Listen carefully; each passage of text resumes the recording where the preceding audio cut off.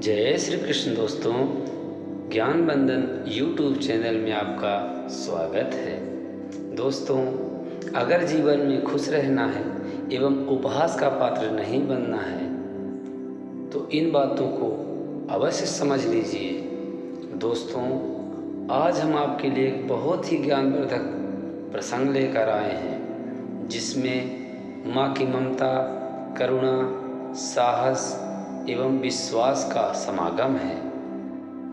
तो आइए एक टिटहिरी और टिटहिरा की कहानी के माध्यम से समझते हैं, जो समुद्र तट के किसी एक भाग में निवास करते थे। एक समय की बात है, जब टिटहिरी के प्रसव का समय निकट आने लगा तो टिटहिरी ने अपने पति से कहा कि हे स्वामी, आप कहीं और सुरक्षित जगह की तलाश कर लीजिए। तब टिटहिरा ने कहा, यहाँ सभी स्थान सुरक्षित हैं, इसलिए तू चिंता मत कर। तब टिटहिरी ने कहा, हे स्वामी, जब समुद्र में ज्वार एवं भाटा आता है तब ज्वार भाटा से उठने वाली लहर मतवाले हाथियों को भी खींच कर ले जाती है, इसलिए हमें दूसरी जगह जहाँ पर सुरक्षित है ढूंढना आवश्यक है। किंतु टिटहिरा ने कहा, समुद्र की इतनी हैसियत नहीं कि वह मेरी संतान को कोई हानि पहुंचा सके। समुद्र मुझसे डरता है, इसलिए बिना किसी चिंता कि तुम यहाँ पर रहो, तुम्हें कोई हानि नहीं होगी और बिना किसी भय के अंडे इसी स्थान पर दे देना। टिटहिरा की ये बातें समुद्र ने सुन लिया एवं समुद्र ने सोचा कि ये टिटहिरा बड़ा ही अभिमानी है, इसलिए ये आकाश की तरफ अपने दोनों टांग को ऊपर करके सोता है। इसको लगता है कि आकाश को गिरने से यही रोक लेगा, इसका अभिमान तो नष्ट करना ही होगा। यह सोचकर समुद्र ने ज्वार इत्यादि की स्पीड और कर दी, जिससे टिटहिरी के अंडे लहर के साथ बह गए और बहता हुआ टिटहिरी ने जब अंडे को देखा तो उसे बहुत दुख हुआ और टिटहिरी रोने लगी एवं अपने पति टिटहिरा से कहने लगी, अरे मूर्ख, मैं पहले ही कहा था कि समुद्र की लहरें एक ना एक दिन हमारे अंडे को बहा के ले जाएगी, किंतु तू घमंडवश मेरी बातों पर ध्यान नहीं दिया। अपने परिजनों की बातों पर जो अमल नहीं करता उसकी दुर्गति होती है। इसके अलावा बुद्धिमान वो होते हैं जो विपत्ति आने से पहले कोई उपाय सोच लेते हैं एवं अपनी स्वयं की रक्षा कर लेते हैं। कुछ तो इस प्रकार के स्वभाव के लोग होते हैं जो कहते हैं कि समय आने पर जो होगा सो देखा जाएगा। ऐसे लोग जल्द ही नष्ट होते हैं, अर्थात परेशानियों से घिरे रहते हैं। टिटहिरी की बातें सुनकर टिटहिरा ने कहा, मैं औरों की तरह मूर्ख नहीं हूँ, मैं कर्म करना जानता हूँ। मेरी बुद्धि एवं मेहनत का फल तू देखती जा। अपनी चोंच के माध्यम से मैं समुद्र का जितना पानी है सारा सुखा दूंगा और समुद्र से दूसरी जगह पानी का प्रतिस्थापन कर दूंगा। तब चिड़िया ने कहा कि इतने बड़े समुद्र के साथ बैर करने से कोई फायदा नहीं होगा।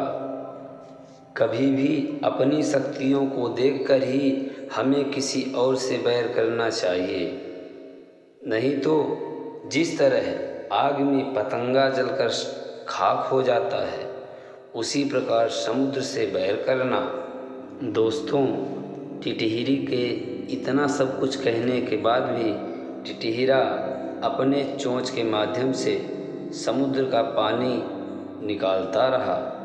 तब टिटहिरी ने टिटहिरे से दोबारा कहा कि जिस समुद्र में गंगा, यमुना, ब्रह्मपुत्र इतनी सारी नदियों का अथाह जल प्रतिदिन आता है, तो तुम्हारे इस छोटे से चोंच से भला बताओ कैसे समुद्र सूख सकता है। हम जितने पक्षी हैं उनसे सलाह लेते हैं, उसके बाद ही हम जो भी हो सकेगा समुद्र को सुखाने का प्रयास करेंगे। इस तरह से एक साथ अगर सभी पक्षी आ जाते हैं तो सभी मिलकर के समुद्र को सुखा सकते हैं। तब टिटहिरा ने कहा कि यह तुम्हारा जो सलाह है वह मुझे ठीक लगा। अब हम दूसरे पक्षियों की मदद से समुद्र का जल सुखाने का पूरा प्रयास करेंगे। टिटहिरे ने अन्य पक्षियों को बुलाकर अपनी बातों को बताया। तब अन्य पक्षी बोले, हम सभी इस काम में आ सकते हैं, किंतु हमारा मित्र गरुड़ है, वही कुछ कर सकता है, उसी के पास चलना उचित होगा। यह कहकर टिटहिरा सहित सभी पक्षी गरुड़ के पास जाकर अपना दुखड़ा सुनाने लगे। सभी पक्षी कहने लगे, गरुड़ महाराज, आपके रहते हुए समुद्र द्वारा स्त्री जात पर अत्याचार हुआ है। इस अत्याचार की रोकथाम अवश्य होना चाहिए। तब गरुड़ ने कहा, समुद्र बहुत ही विशाल है, मैं कुछ भी नहीं कर सकता, लेकिन हमारे भगवान श्री हरि विष्णु, जिनका मैं वाहन हूँ, वो हमारी मदद जरूर कर सकते हैं। इसलिए हम सभी को श्री हरि विष्णु के पास चलना चाहिए, वहीं उचित होगा। वो बहुत कृपालु हैं, दयानिधान हैं, परमपिता परमात्मा हैं, संपूर्ण सृष्टि के रचयिता हैं और पालनहार भी हैं। वह हम सभी पक्षियों की विपत्ति का समाधान अवश्य निकालेंगे। तब सभी पक्षी भगवान श्री हरि विष्णु जी के पास पहुंचकर समस्या जो थी उन्होंने बताया। तब भगवान श्री हरि विष्णु ने समुद्र को कहा कि तुमने इतना जघन्य अपराध क्यों किया है? तुमने टिटहिरी के अंडों को जल के अंदर समाहित क्यों किया है? तुम मेरे आदेश का पालन करो और टिटहिरी के अंडों को जल्द से जल्द वापस करो। तो दोस्तों, भगवान विष्णु के इस आदेश को पाते ही समुद्र ने अपने जल को समेटना चालू किया और जल स्तर कम होने की वजह से टिटहिरी के अंडे दिखाई देने लगे। इस तरह से टिटहिरी को अंडे प्राप्त हो गए। दोस्तों, टिटहिरा ने अपनी पत्नी की बातों पर ध्यान नहीं दिया।